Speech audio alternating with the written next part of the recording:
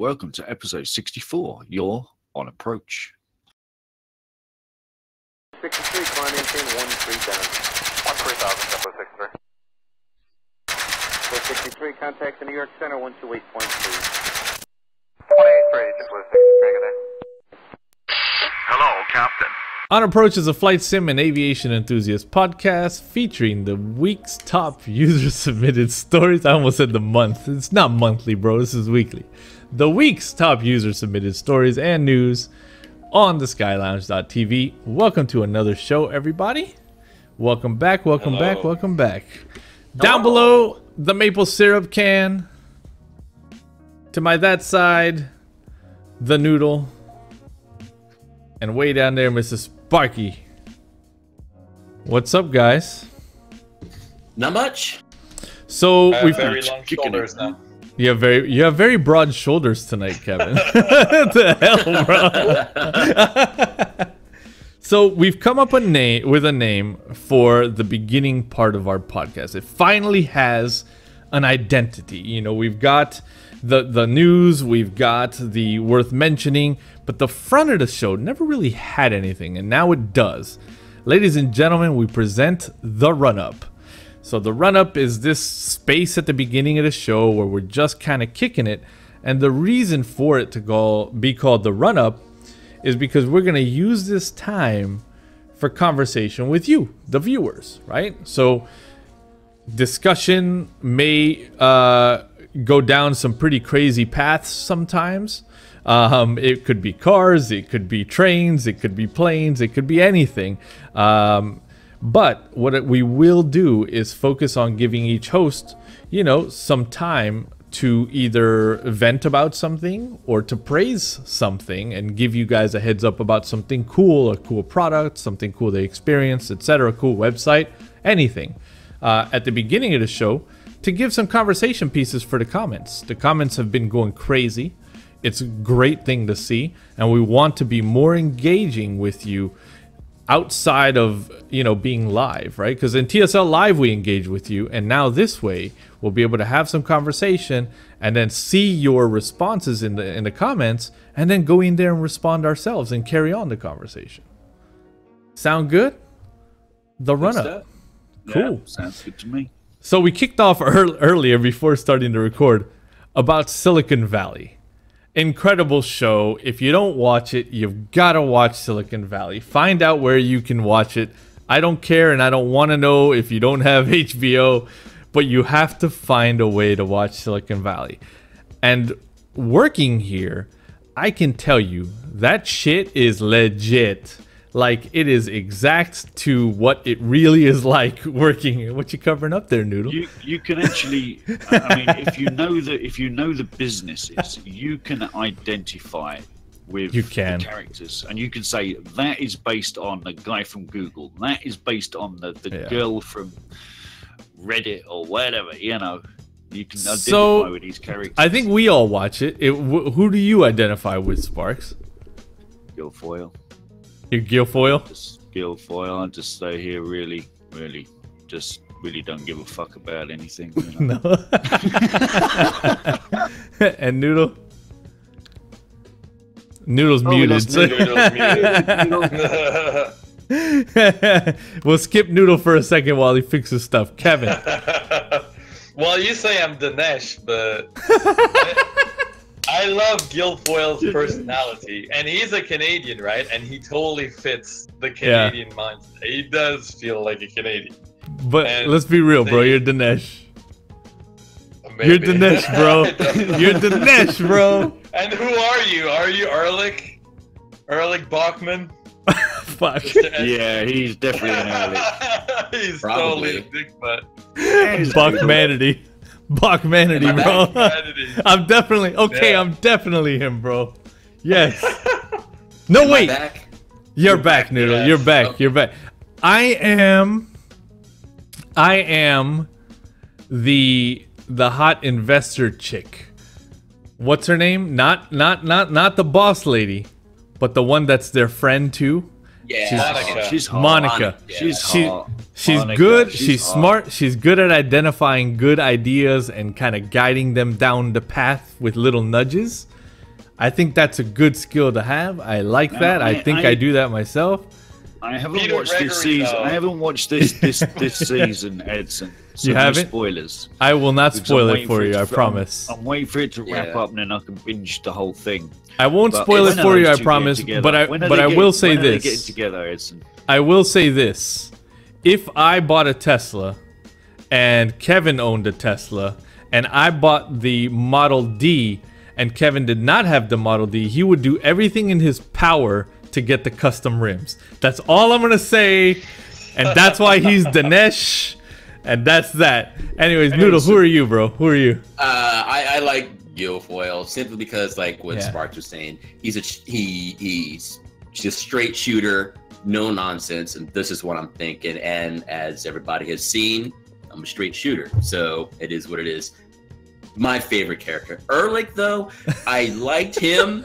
It sucks that because he, in the real world, screwed up and he won't be back on the show. But I liked his character because I like the idea of him always trying to find the angle on something, you know. And okay, maybe I am. You always need somebody like that who can find the angle a little bit and kind of stretch it at times. So, number one, Guilfoyle, and then Ehrlich. do you own the jacket, Edson? The Pied Piper jacket? No. That would be funny. It would be super good. All right, I really want to use these take turn type of moments to bring up like conversational pieces, right? Like we're talking more about how to engage the viewers rather than like kind of what went on in our week. So I'm going to bring this up. I got an ultra wide display. It's got G-Sync. It's incredible. I love looking at this thing in front of me, but it's causing quite a few headaches when it comes down to performance. Now it's weird, right? Like that doesn't mean performance in Overwatch, and it doesn't mean performance in Battlefield. It literally means performance in P3D. It is poop. The amount of pixels with the amount of anti-aliasing that has to be rendered as soon as active sky comes online and clouds are rendered, frames drop. Not something I had experienced before in the land of 1080. If anybody out there has any tips, tricks, by all means, feel free to leave them in the comments. I have done some things. I have found some little gold nuggets, but I don't want to say what I have found is the best. I'm asking the community to comment down below. Enable G-Sync, disable G-Sync, anti-aliasing on, anti-aliasing off, etc. Drop your tips and tricks in the comments below. I'd love to try all of them because I'm really trying to find a killer combination. I've already locked the refresh rate down to 60 from 100. So refresh rate is locked at 60. Please, please help me get the feedback rolling. I'd love to hear from anyone that has an ultra wide display on how you have yours set up to get some performance, some settings, some screenshots, whatever. I appreciate it. Thank you guys. All right, Mr. Kevin, what do you have? So this week we've seen a few updates come and go when it comes to Windows. I'm still lucky that my laptop has not been updated yet. It caused some issues for some people. The second update, the first one was good, the big one. The second one broke a lot of USB for a few folks.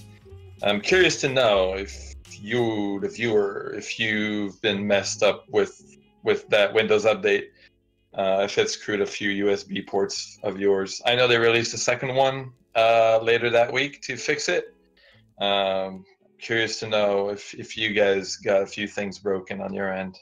Yeah, luckily I've been pretty good. The spring update for me broke USB stuff. Oh, sorry, the fall creators update broke USB stuff on my old machine, and it has yet to be rectified. Literally, hubs that were working perfectly fine that were on the actual case now no longer work at USB 3.1. But I have heard some really bad issues with this one in USB ports. So yeah, good stuff. Kevin asked for help with that. Mr. Noodle, what you got? Another thing that came up with me was been heavy on DCS, and for the DCS guys out there, we should be seeing the F-18 and the Straits of Hormuz or Persian Gulf map, because it's funny that Eagle Dynamics went and relabeled it Persian Gulf, because a lot of people, because they have no geographical skills, didn't know what the heck the Straits of Hormuz is, which blew my mind. But so we should be seeing it soon.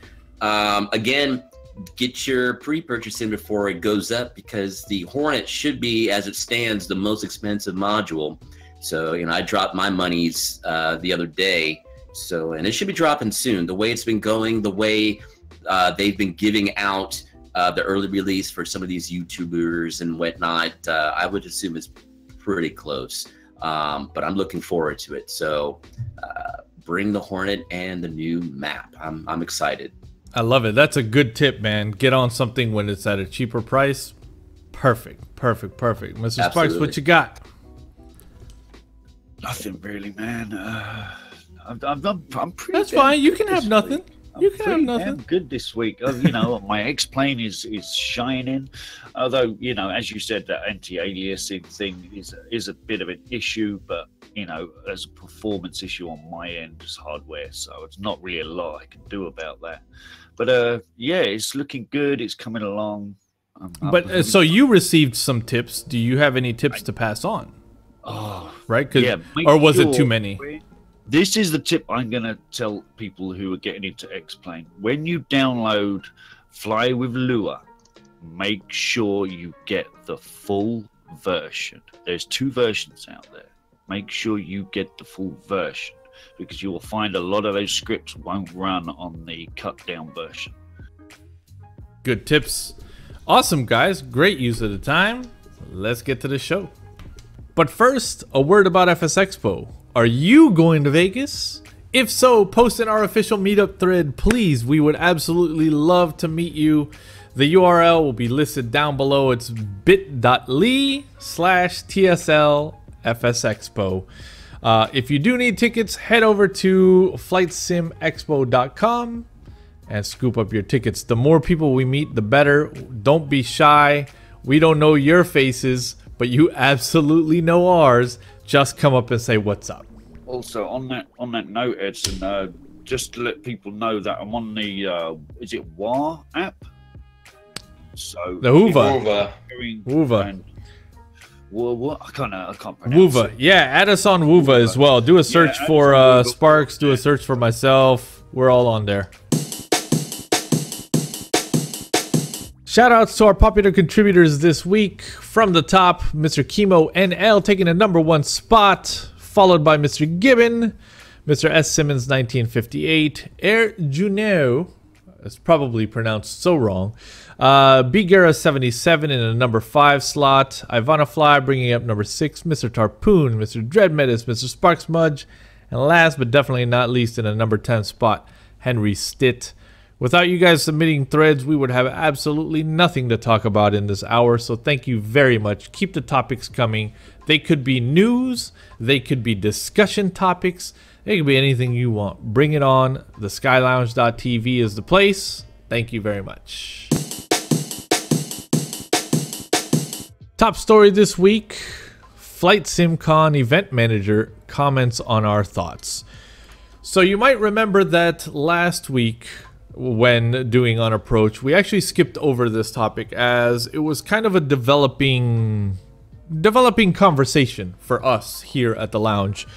We'll dive into it now. We'll kind of skim very lightly over this because I don't want to get into details as to why said drama may exist. I don't want to get into theories. I don't want to get into anything like that. I just want to react to what I'm seeing and come from that angle. But last week, event manager for FlightSimCon, Nicole Glander, commented on episode 47 of On Approach, where we discuss FlightSimCon versus FlightSimExpo by request from one of our viewers here.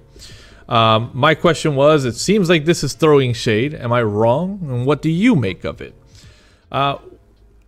What's interesting is that in the comments, and we can go to the video, but I have a screenshot right here. The comments are posted by, is posted by FlightSimCon. Right, so this is the account representing the event. At that stage, all words spoken by this poster are, in my mind, representative of the organization, right? And it says, in August, John Venema, CEO of Orbex's exact words were, "We don't want to be at the cheap end of the strip at the Flamingo." Signed, Nicole, founder of FlightSimCon. And she continues, "To be clear, Evan was never a manager of my event."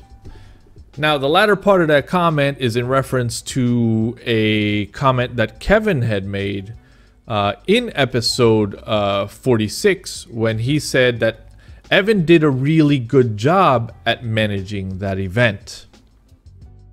I agreed with Kevin in this episode. If you want to see it, it's right there. It's episode 46. I agreed with Kevin in this, and I said, you know, Kevin was a killer master of ceremonies. He's the guy that I met. Sorry, Evan. Sorry, Evan. Kevin. I'm not. Yeah. Evan is a killer master of ceremonies. He's the guy that I met. He was the guy that made himself visible throughout the event to just about everyone. I mean, I have his card here. He's who I met through and through. But now there seems to be this comment, you know, kind of throwing that under the bus in a weird, shady way, right? It's like, to be clear, Evan was never a manager of my event. Okay.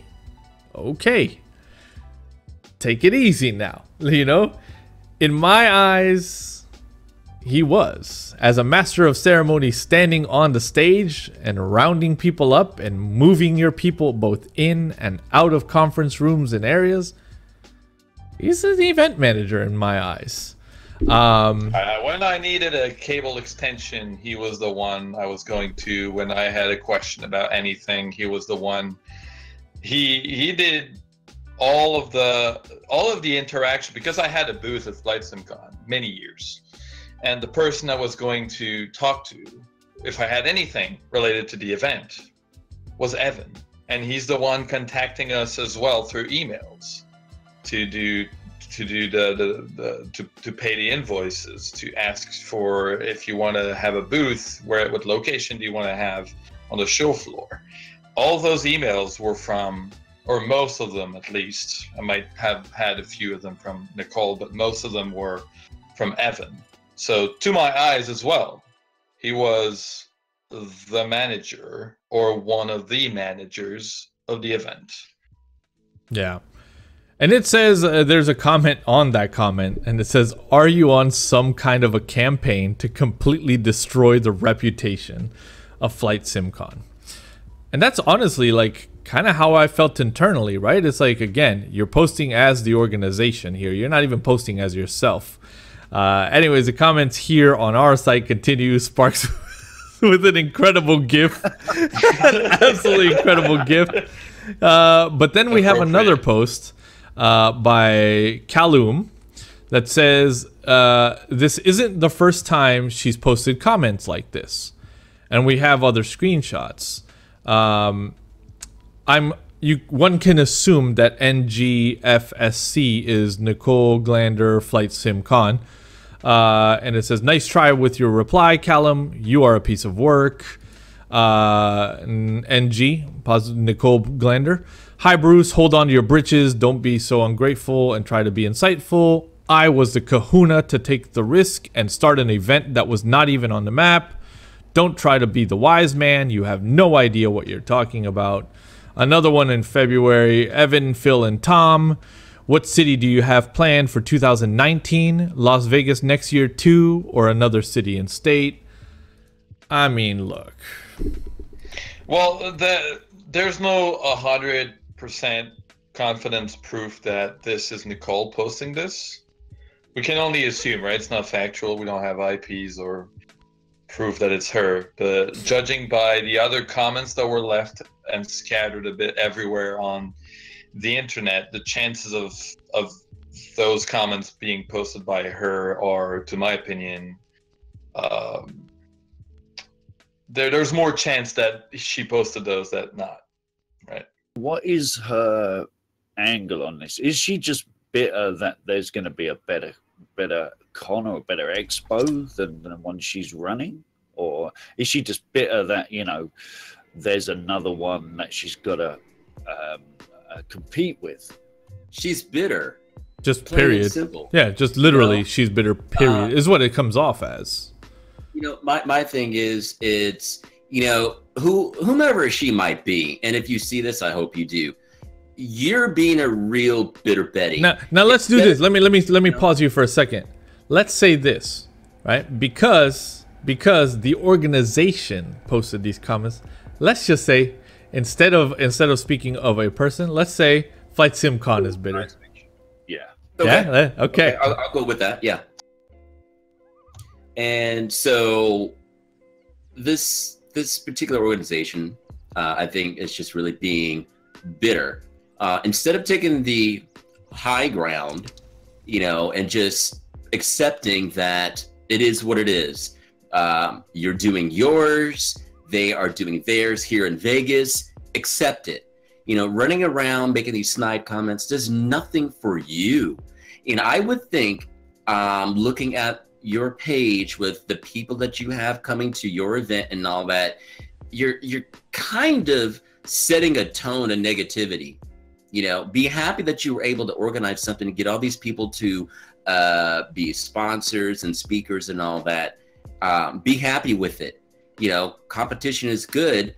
However, again, I feel that she and others associated with this are just making their event look like a bunch of haters. You're being bitter, you're being childish, and you're being babies. So suck it up and deal with it. And me personally, Put on a good show. I feel that, yeah, exactly. Put on a good show, but I feel the one here in Vegas on the weaker end of the strip is going to be better anyway. You know, there's just more entertainment here. Yeah, let's just take a moment to appreciate that comment, though. Orbex's leader, John Venema, said that he doesn't want to be at the end of the shitty, at the shitty end of the strip in the Flamingo. Yet, he basically has a very massive hand on FS Expo, right? Because he's the top patron, top sponsor of the event. So if he wanted to be somewhere else, he definitely could. Yet, he's still fully supporting an event that's at the shitty end of the strip. Exactly. Right? Let's take a few seconds to appreciate that. So here's my thing, going off of what Noodle said. FlightSimCon does have a show. The people do have a choice. And that said, we, in episode 46, said that we would not choose, and that we would leave it open for the viewers to choose, and that we didn't really have a say either way, but I think we swayed towards checking out the FlightSimExpo more because of the proximity to all of us and just being in a better place. However, I will say today that stance has officially shifted, and that we, I think as a group, as discussed, are all at this stage now choosing FlightSimExpo in Las Vegas, and we will do absolutely everything we can to see that succeed. The reason for that shift is simply because of the way this other organization has chosen to publicly destroy itself, basically. I couldn't say it any better. Yeah. We'll leave it at that, ladies and gentlemen. We will see you all at FlightSimExpo in Las Vegas. Don't miss it. Excited, man. Vegas.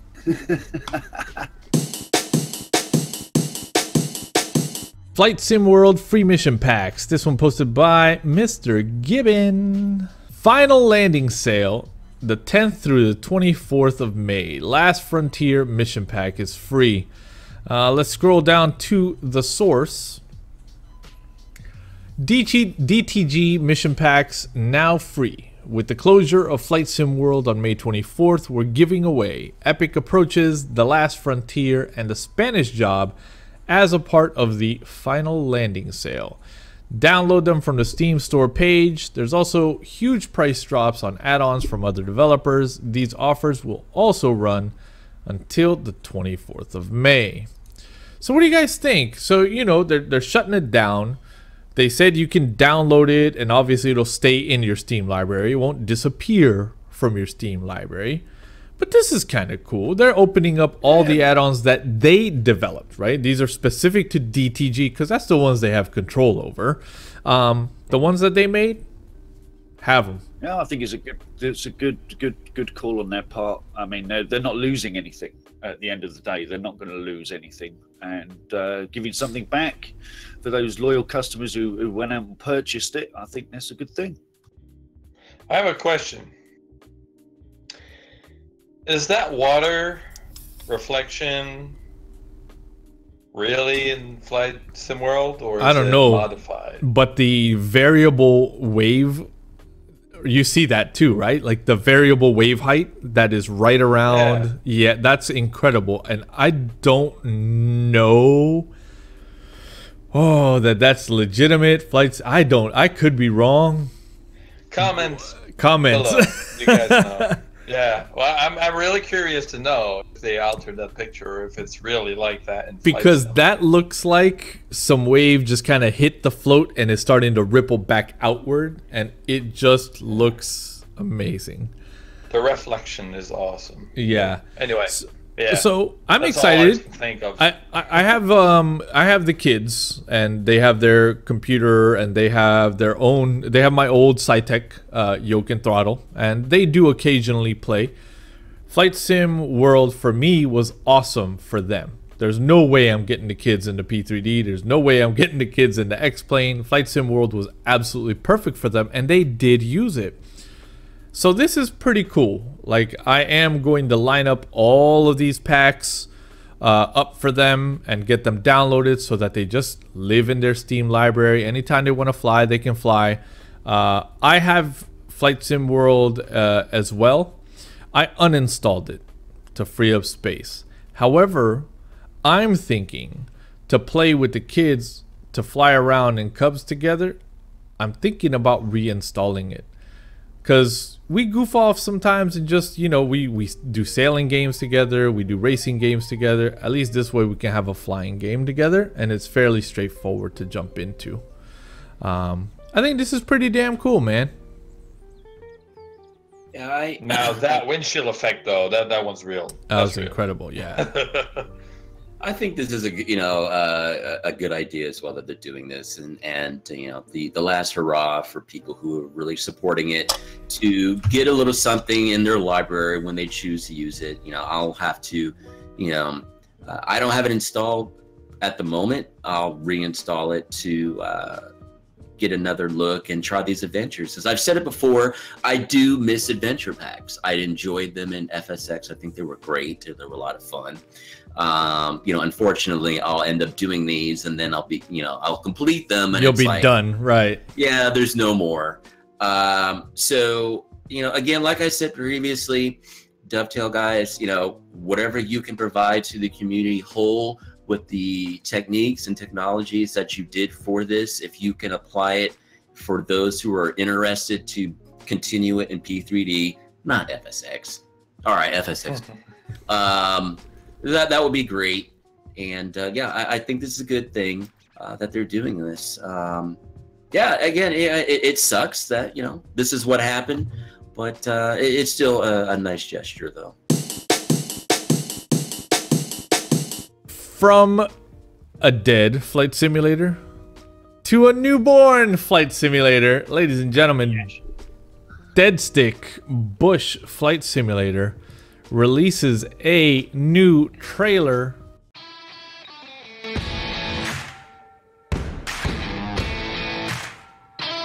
Amazing. Pure amazingness.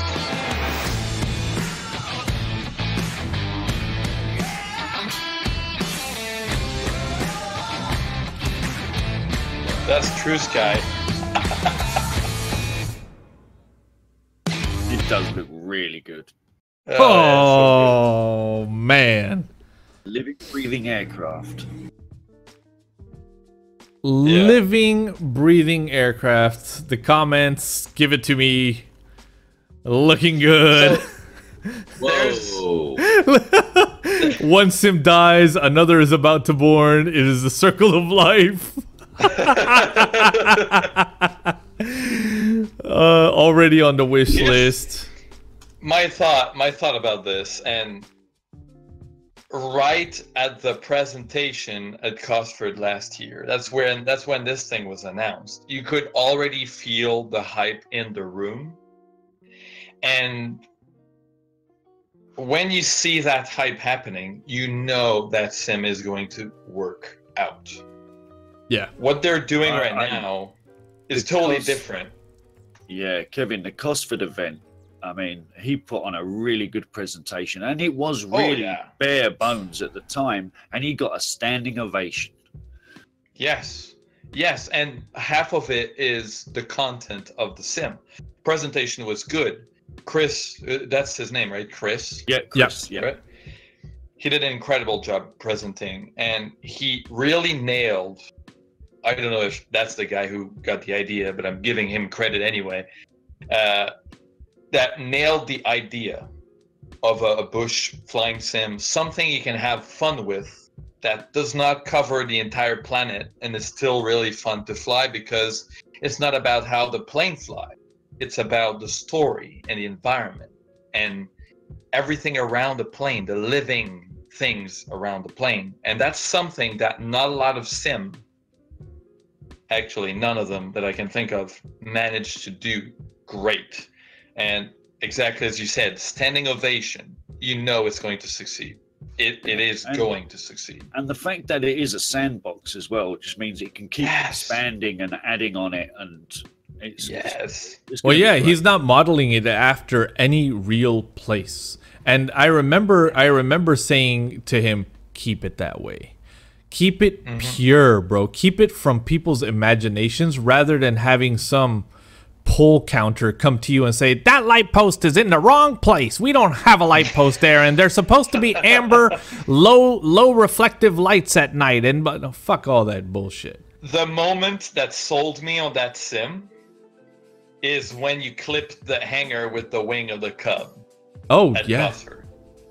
That moment just sold it for me. What's amazing is when that happened, I kind of didn't care. Okay, so how can I explain this, right? Like, I'm in a hangar in the Cub, and he's like, you're gonna want to throttle forward and go to the right some. And he's like, a little more. You're gonna get out of the hangar. You know, you're gonna clip the wing. I'll be very honest here. In my mind, I didn't care to pay too much attention, because in my world, my wing is just, if it hits, it's gonna go right through the hangar. Like, it's not a big deal. We're so mentally used to that being okay that I didn't really value what he was warning me of. Next thing you know, the fucking plane jolts to the left, and basically, like, I have clipped the very tip of the wing on the edge of the hangar. And now my plane is facing a completely opposite direction, and there were physics there that stopped it, and everything got all wacky and amazing. As we know now, Edson, is that, you know, you're going to have to replace the bulbs. You're going to have to fix those broken lights that you just smashed on the edge of the hangar. Oh, yeah. Edson. So the what's beautiful about Dead Stick is it made the rounds in real gaming press, and and that's incredible to wake up in the morning and read the news on my Google Pixel 2. You know, to read the news in there and have my gaming news come up, and it's fucking Dead Stick. It was everywhere. It was on shop paper. That's incredible. So one of the articles said when a flight simulator meets a survival game. Yes. And they talked about how what this is, it's not the survival of a human, like for example in the game Rust or anything like that. It's not like the human has to survive. You start off naked, you find clothes, you find it. Your plane has to survive. You don't ever see an avatar. You don't ever see a human. It's the plane. The plane is the object that needs to survive. And And you know, those physics, those touches is what's going to make this amazing. I'm going to say to Chris as well that once I got the expo out of the way, I'm coming to Guildford. I'm going to go and see what you're up to. A couple things I have. Number one, Chris, I don't know who you are, so there's that. So two, I'm curious the game engine, because it looks like it flows really nicely. I'm curious about that. 3, I'm really curious on how the weather effects are going to work on that and all. I'm really curious about that. 4, I would like to see it worldwide, simply because I think it would be good to have worldwide access, and so you can fly anywhere in the world.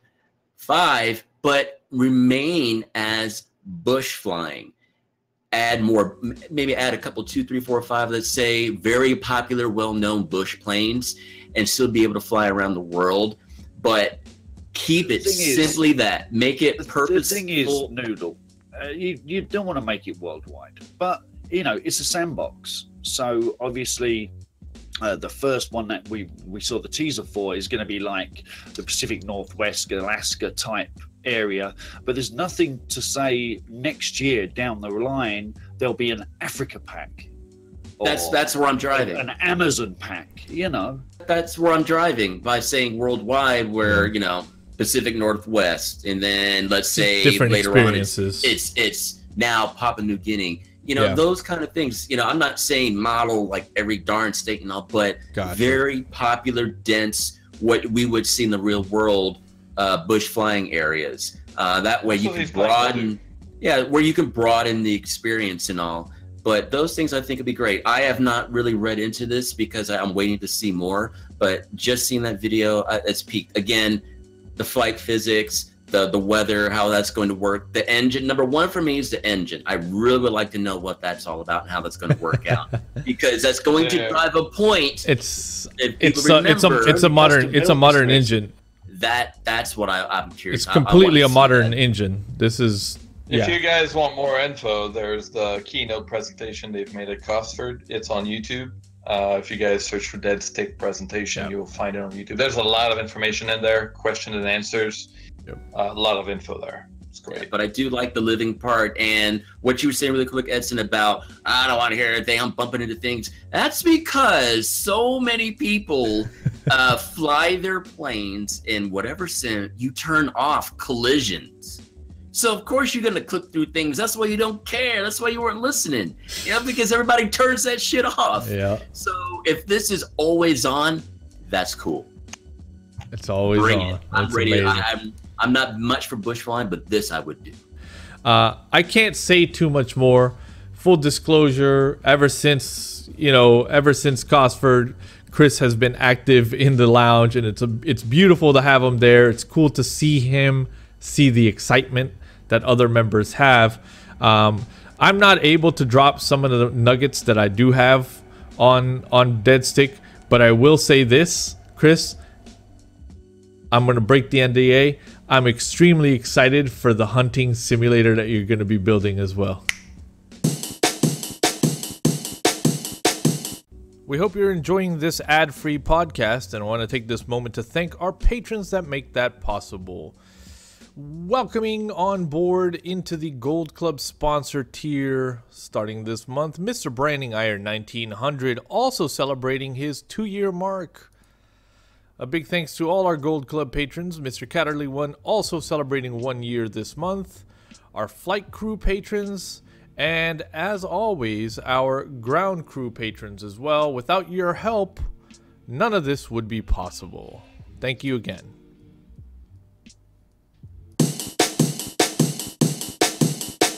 Just Flight Global Traffic teaser video released. This one brought to you by me. So a slight update on this title as well. The actual product has now been released as early access, but we did not have this video to view in last week's episode of On Approach. So within 1 day of releasing the video as a teaser, the actual product was released as well. So here we go. Have you picked this up, Edson? Not yet. But I will be. That's one hard landing. 3-point.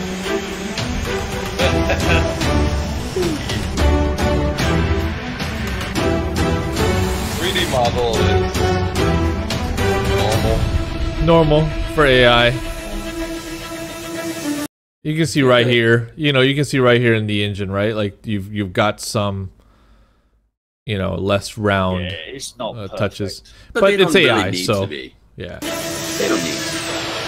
Now that's a plus. AI aircraft sounds by turbine.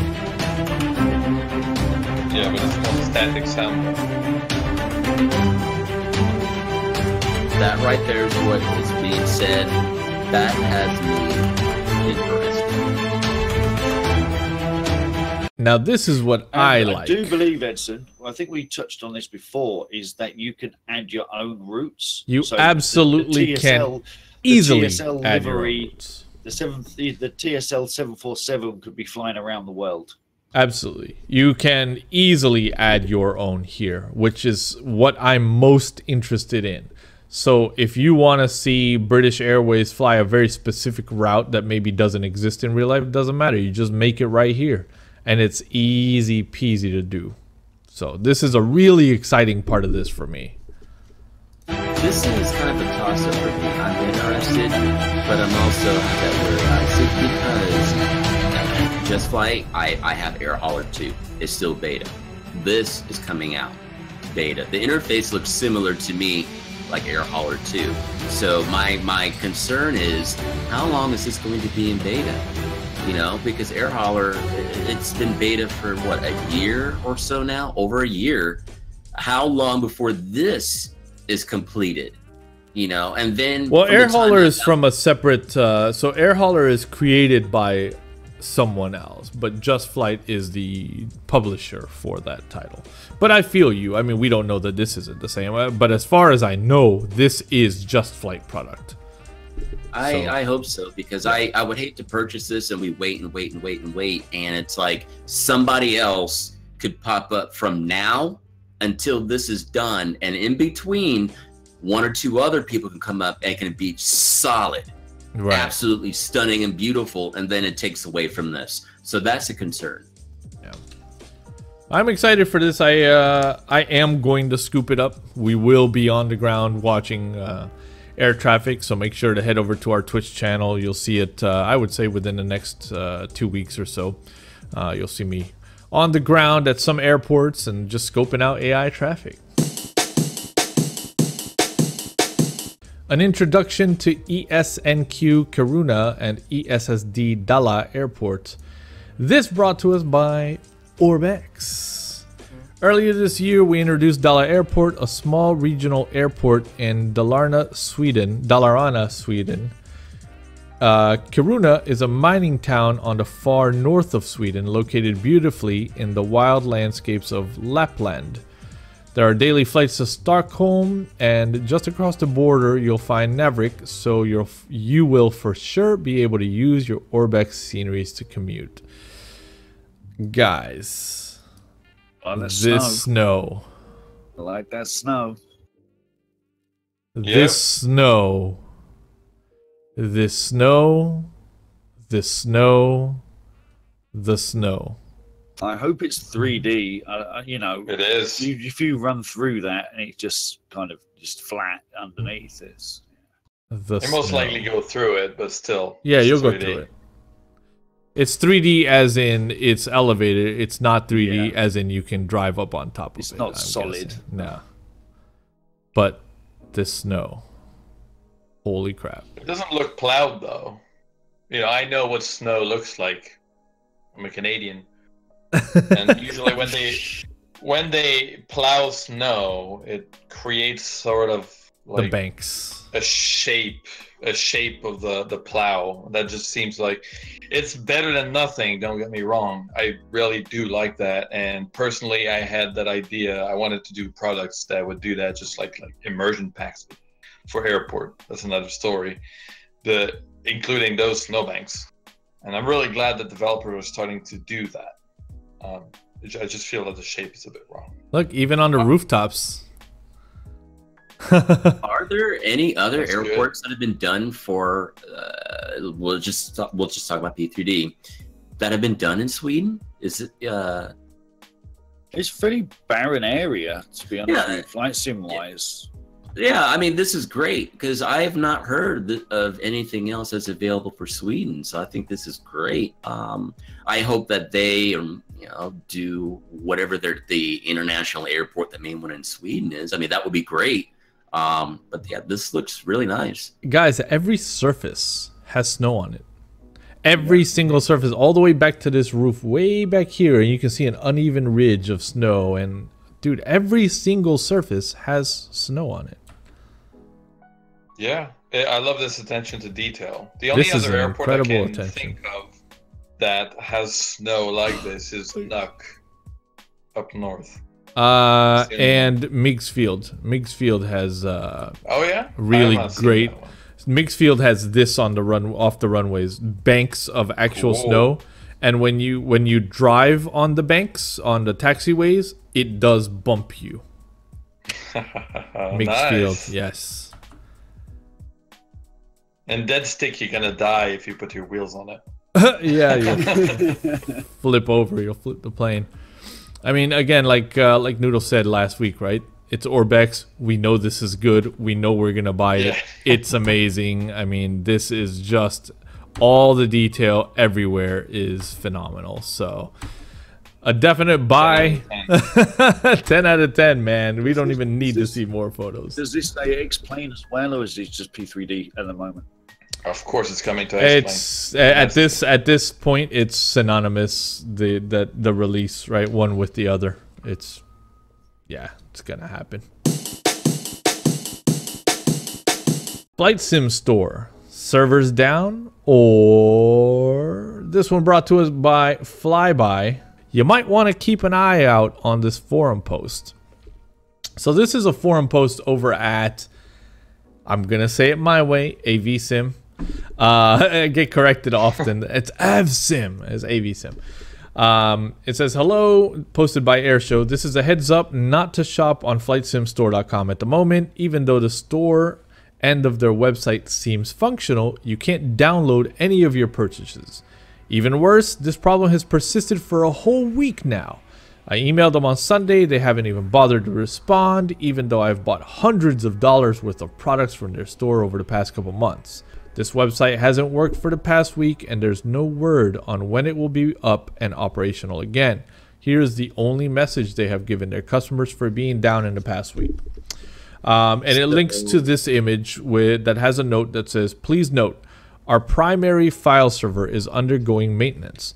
This means that the majority of download files are currently inaccessible.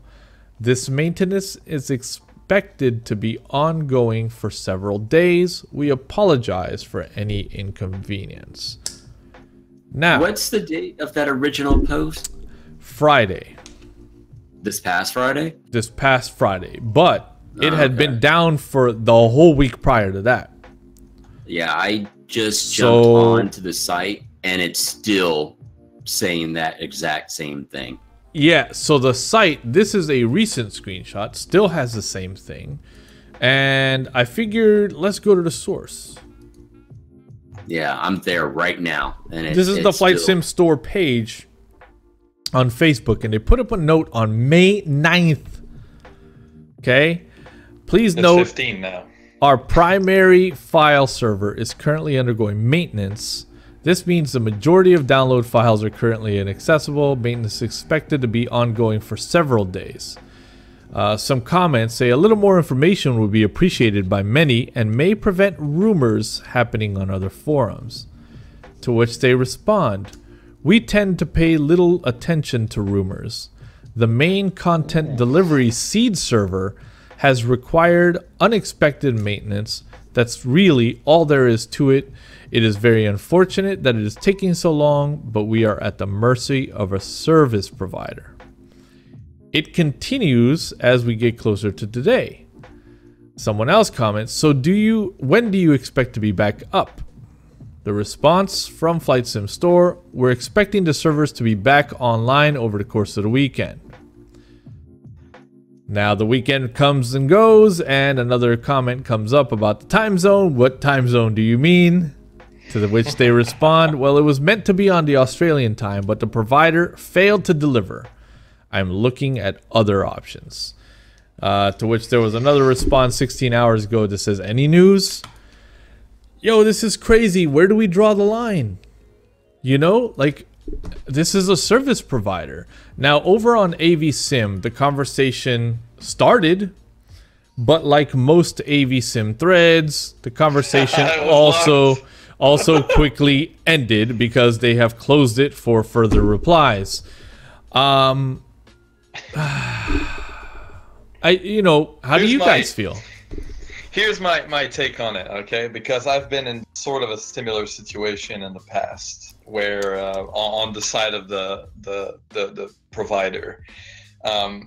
So, as many of you know, I am part owner of FSFX Packages, and we released a product called Chaseplane that at the beginning required an internet connection to function.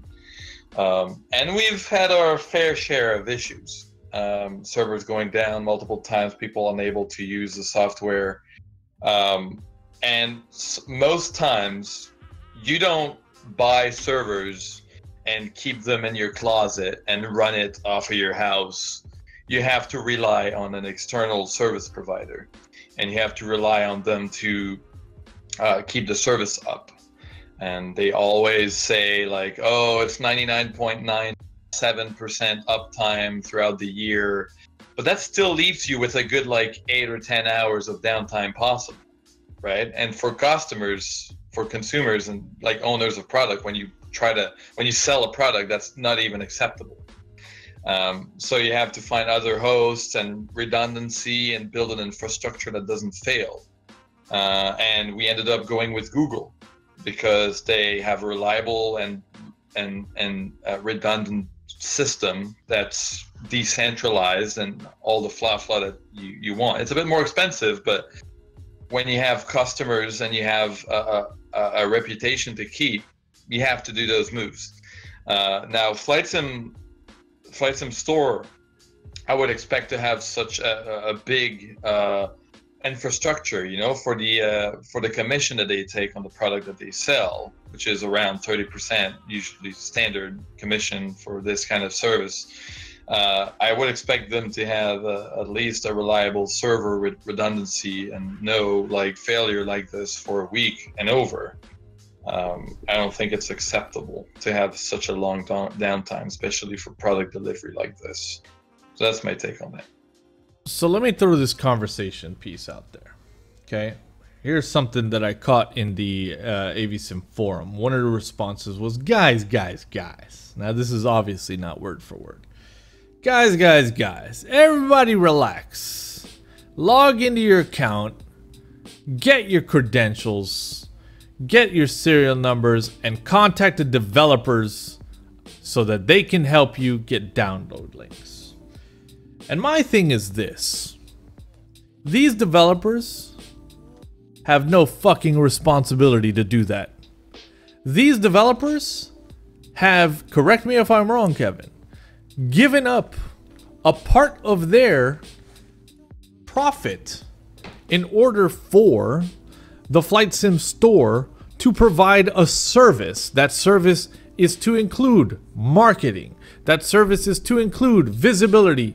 That service is to include download availability. So you pay a commission, which is roughly 30%. You can negotiate downwards or whatever. And you pay that amount, or you pay whatever you negotiated, regardless of the service you're getting. The reseller will tell you that they do marketing, visibility, and download, like what you say. The download part is true. All right. So if you have products that you don't update often, you put them out there, and they manage the distribution of those products. On my end, I decided not to do that because if it fucks up, then I'm the one responsible. it's all on my website. All the files, everyone is redirected to my website, and I do my own distribution. But I understand that it's not all developers are able to do that. That being said, the marketing is bullshit. The visibility is sort of bullshit, because if people don't search for your product, they don't necessarily find it. So unless there's a massive push by the developer to force a marketing campaign, most, if not all, of the resellers will not organically market your or push your product forward. At least that's my experience, and that's what a lot of people have shared with me as well. Don't take this problem with the store and place it at the doorstep of the developers. Yell, scream, band together to figure out what's up with the store. And the store needs to do a way better job at keeping their customers completely connected with what's going on, an expectation for service to be restored. And if it doesn't happen within a reasonable amount of time, good Lord, people, stop being sheep. Scream. Scream at the problem. Don't take the problem over to the developers. Sure, they're going to be nice. Sure, they're going to help you out to get your downloads, but it's not their problem, man. I encourage if there's any other developer there that have product on not just the FlightSim store, but every store, please invest the money into building your own infrastructure. All the resellers that I have, they don't generate serial numbers. They don't provide download links. They don't files. I mean, they only provide links to our server, and we own the serial numbers as well. So they ask us for a serial number, and we only give it to them when we have a confirmation and some IDs. There's a big infrastructure that goes behind it, but it's so worth it, because as a developer, you have to take care of your customers, and when that happens, you have to take care of them. If they come to you with support, they want a download link, you gotta, manage those.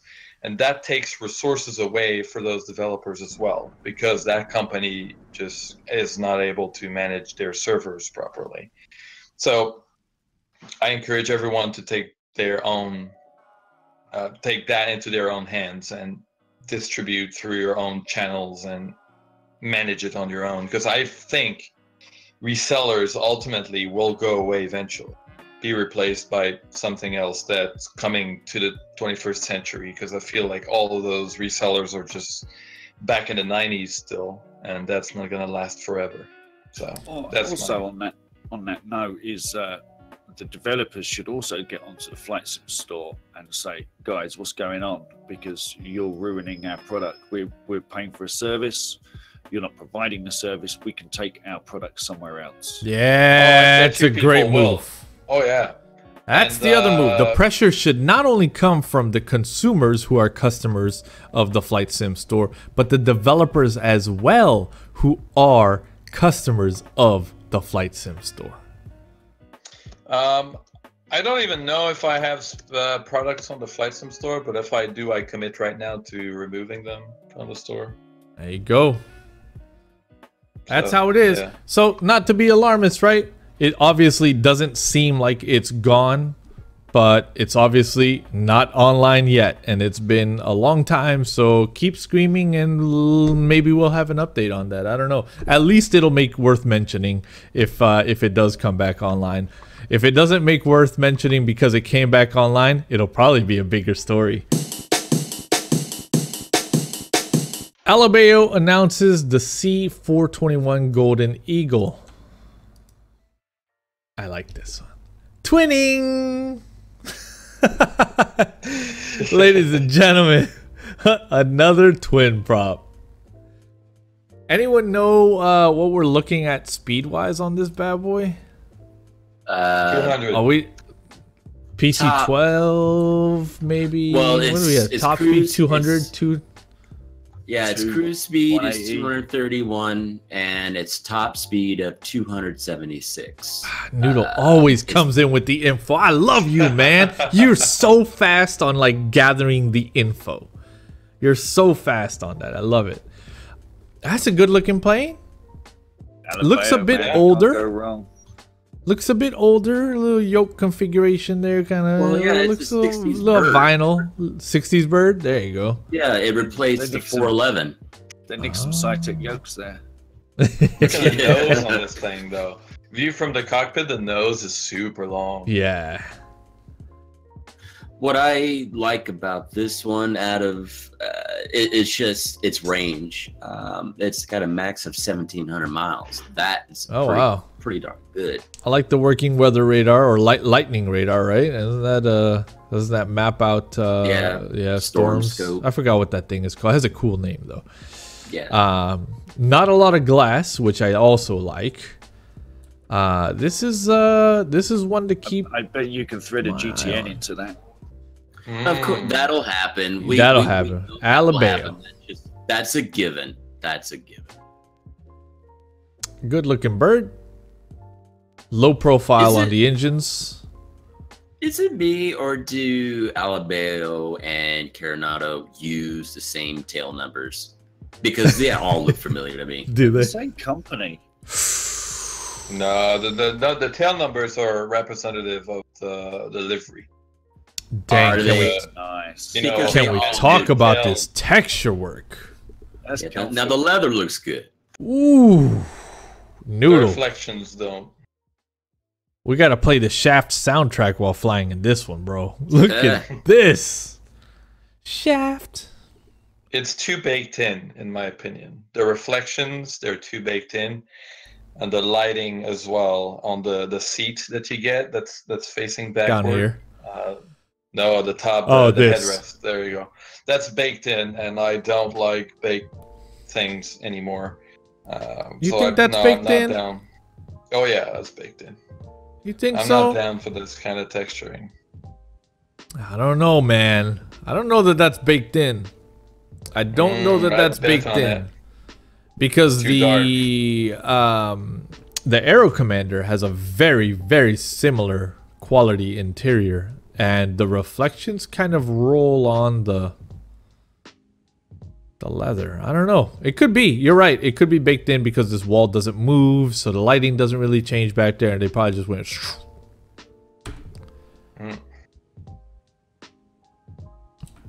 It's a good looking bird, man. I think I'm gonna check this one out. I do think I like the classics. This has the right look. Nice 5 windows down the side, small family trip. This will be a fun one. Matt Lynn asks in the comments, any chance of getting one with the Flight 1 GTN 750? ALABEO confirms the GTN 750 mod will be included. Of course. Excellent. Excellent, excellent, excellent. A pressurized 404, essentially, and geared engines. Oh, so it's pressurized as well. I wonder what the ceiling height. Yeah, it's pressurized, but it took over the 411, so I don't know where they got the 404 from, but it took over from the 411. Free 3D night lights with almost worldwide coverage. This one brought to us by Ivana Fly. Europe Smart Sim Lights 2017 version 1. Looks good for free. Looks okay. Yeah, free. Look at the spotlights down here in the strip mall. They line up perfectly where the mall is. Lots of different colors. This is something that Lockheed could do so easily. In a minute, bro. A weekend project. And optimize. Yeah.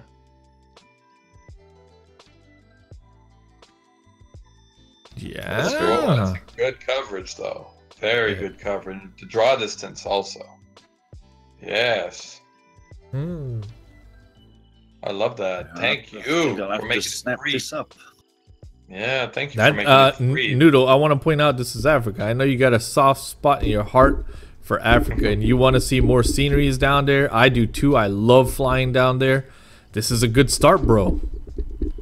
Yeah, it definitely is. It'll be good to see how if they've covered an entire continent, and if I slew around to look at different areas, if the lighting is where you would think it should be based on what we know where townships and things are at, and there's a little bit of lighting. So that'll be cool. So again, being free, I'm very surprised. Let's just hope that it continues to be so, and they continue to improve it. You know who this is for? Everyone who has issues with performance with FTX Global and Vector. Because it does take some performance away from your sim. You know, if you install P3D stock, just default super good performance. As soon as you install those, you have good visuals. It does improve the visuals, but you also sacrifice some performance. Now, if you keep it default and install this, you sort of have good visuals, with, I assume, keeping the performance very elevated. So I wish I could read this for you, but I don't speak Ukrainian, I'm going to guess. Found over at VACC Ukraine. We can see what is currently offered. Ukraine Pro lights, Europe Smart Sim lights, Russia Smart Sim lights, Asia Smart Sim lights, Australia and Oceania Smart Sim lights, and Smart Sim Design 3D lights Africa. So that's most of the world. Missing there would be South America, Central America, North America. So the Americas. Well, something here that it says with the translation, what you're seeing up in there, it says the package includes highways, motor roads of federal significance, interregional routes forming the main road network of the country, highways of regional importance connecting major cities and or regional centers, roads of interregional importance, ordinary small streets, lanes, mostly residential houses along the street, living sector, I'm not sure what that means, full support for Steve's DX10 fixer, full compatibility with FTX, and finally, working correctly with P3D version 3.0 and above. Nice. Coverage is developed according to OpenStreetMap data. Okay. Very nice, man. That's good stuff. And free. Free. We like free. It's time for the clip of the week. So, what we have here is Mr. Kevin running out of fuel as he pulls up to the gate. This one this week clipped by yours truly. Here we go.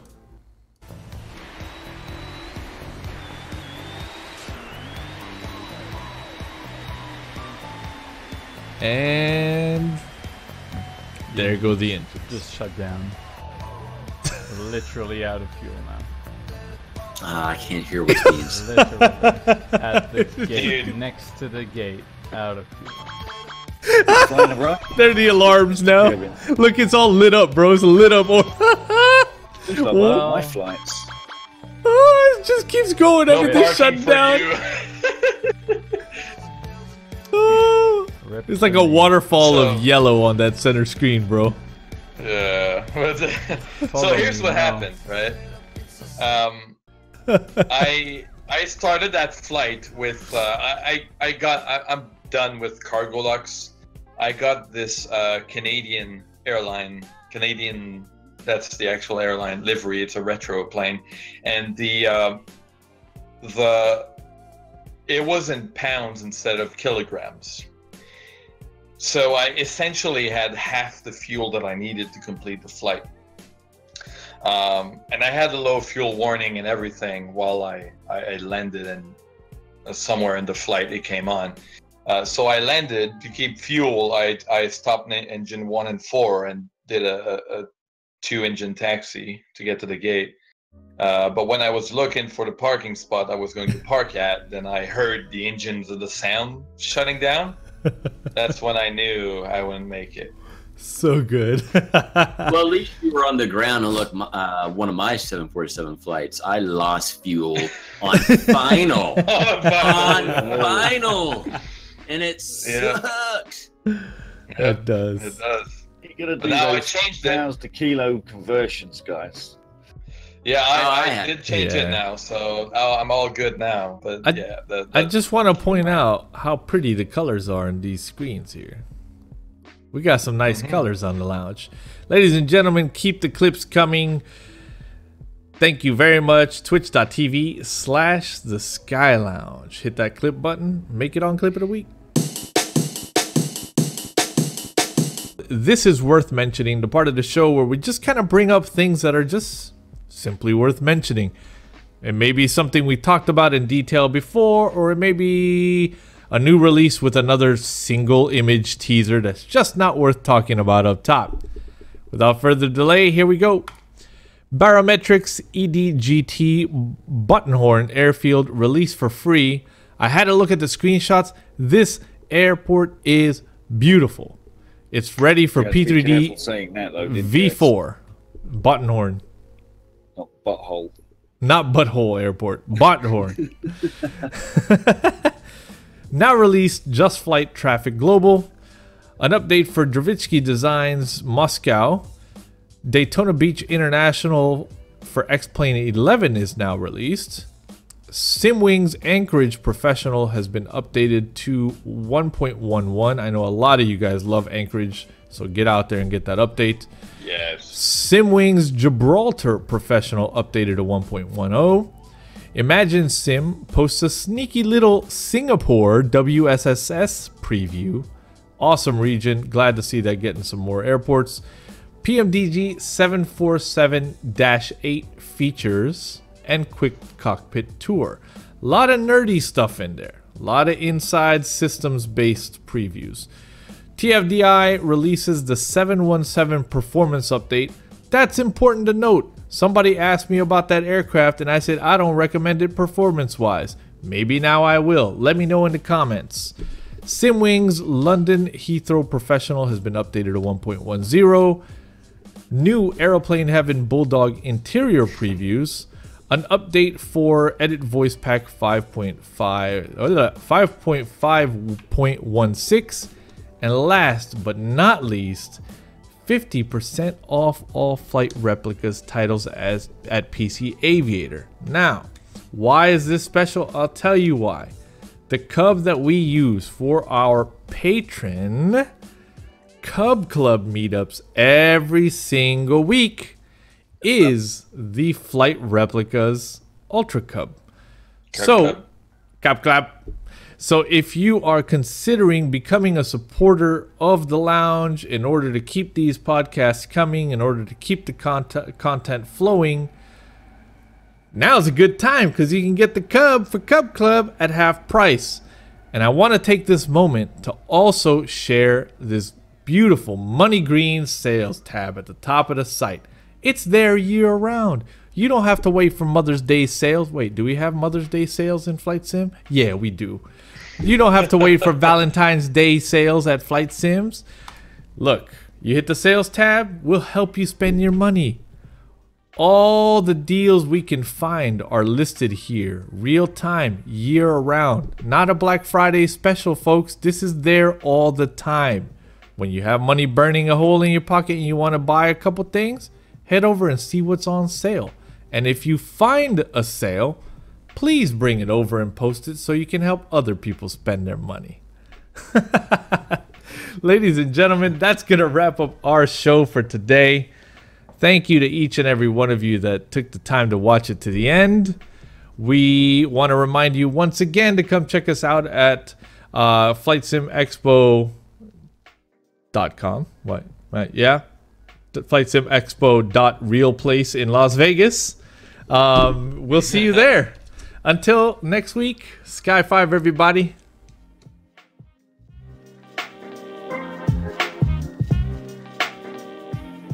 Climb maintain 13 down. 13,000, Tempo 63. 463, contact the New York Center 128.3. 28 for 8, just 63, good day.